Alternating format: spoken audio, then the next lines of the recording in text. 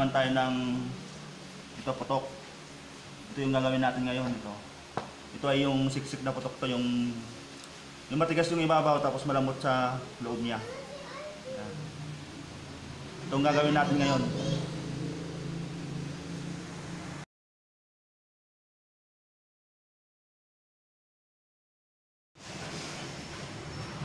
Okay. Ang gagawin pala natin, yung putok, yung matigas. Tapos, meron tayong first class na tapon na 3/4. Tapos, third class na 1/4 kilo. Kung i-convert mo pala sa grams to, mga 250 grams. Pag yung gumagamit ng mga ganitong kwan, 250 grams yon pag kinonvert sa grams. Tapos meron din tayong milk powder na 60 grams. Tapos baking powder na 50 grams. Yan. Saka vanilla. Yung vanilla, yung mismong takip niya, isang takip lang. Saka ito, lard. Ito, lard. Kung wala naman kayong lard, pwede naman yung pure na margarine o kaya butter, pwede rin yung butter, yung buttermilk o kaya ay butter cup o kaya yung dairy cream, pwede rin. Pero ito talaga yung ginagamit. Tapos meron tayong asin. Mga pan lang ito, mga 10 grams lang. Bali ang gagawin natin, mga 1 kilo lahat. Pero ang ginagamit dito, spiral mixer. Ayun, kung nakikita nyo yun. Yan. Ito. Tapos meron tayong isang latang tubig. Ang size nito, mga 370 ml. Ngayon naman, ang gagawin natin, lahat ng mga nabanggit na sangkap, pwede natin pagsama-samahin dito. Asukal, pwede na pagsama-samahin yan. Yan.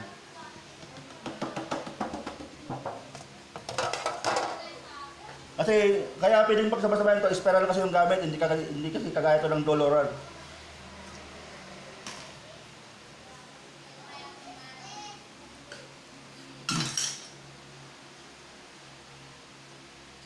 Yan, ito.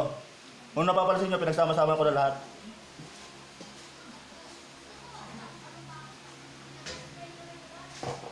Tapos ilalagay natin yung tubig.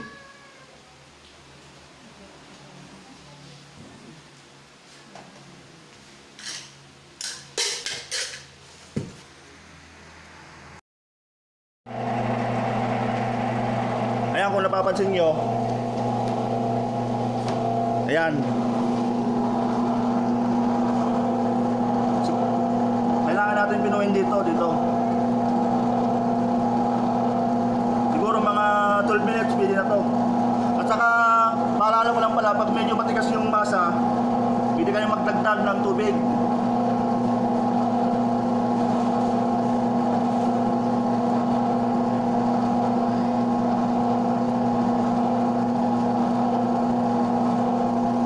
Magdadagdagan lang kayo ng tubig pag matigas, kasi yung marina natin hindi kasi pare-para sa marina. Merong matakaw sa tubig, meron ding hindi.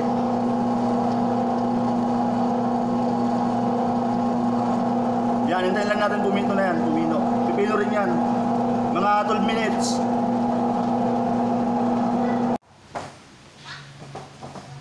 Okay. Ito muna pala yung ang ating dough. Ito na yung dunang yung putok, yung matigas, ito na yun. Tapos ang gagawin natin dito, putulin natin siya ng 60 grams per cut, tapos isasalang natin agad. Luluto natin agad ito kasi ito yung putok na matigas.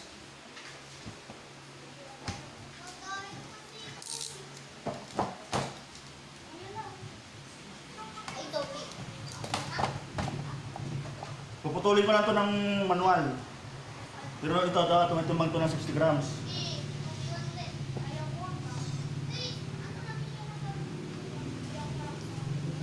Kung hindi naman kayo marunong sa tansyahan, pwede nyo namang timbangin dito ng isa-isa. Ito dito. Ang tawag dito ay, anong tawag ano to? Digital. Oo yun, digital. Yun na yun, digital.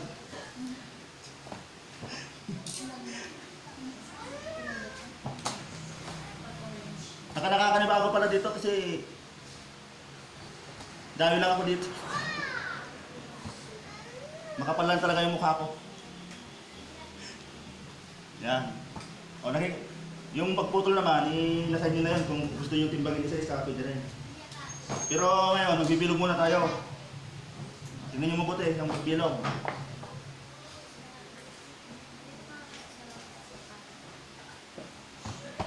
Tapos meron tayong cutter, siyempre. Ito yung gagamitin natin.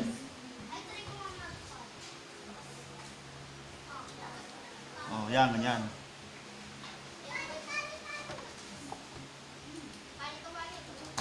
Yan.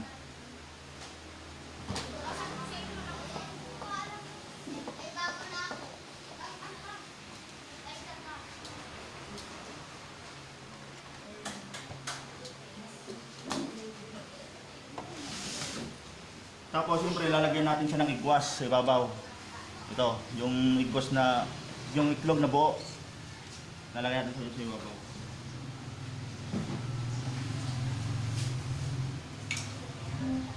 Lalagyan natin ng asukal na puti. Sa ibabaw din.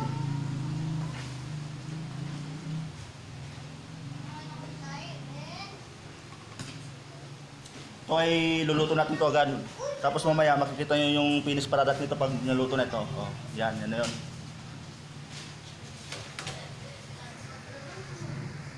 O ngayon, lulutuin na natin to. O, kailangan yung oven nyo, nasa 300 yung init niya. Ito. Nasa 300 dapat yung init. Saka 12 minutes to bago maluto siguro. Salang na natin siya.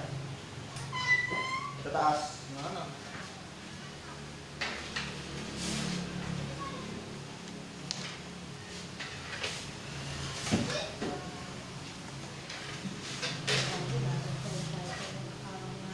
Yan.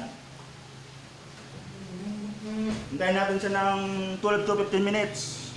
Pero hindi pa sure, makikita natin mamaya.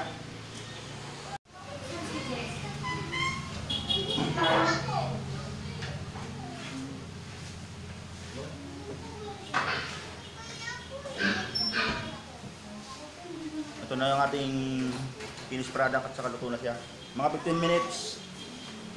Ito na yun, oh. Luto na siya, luto na siya.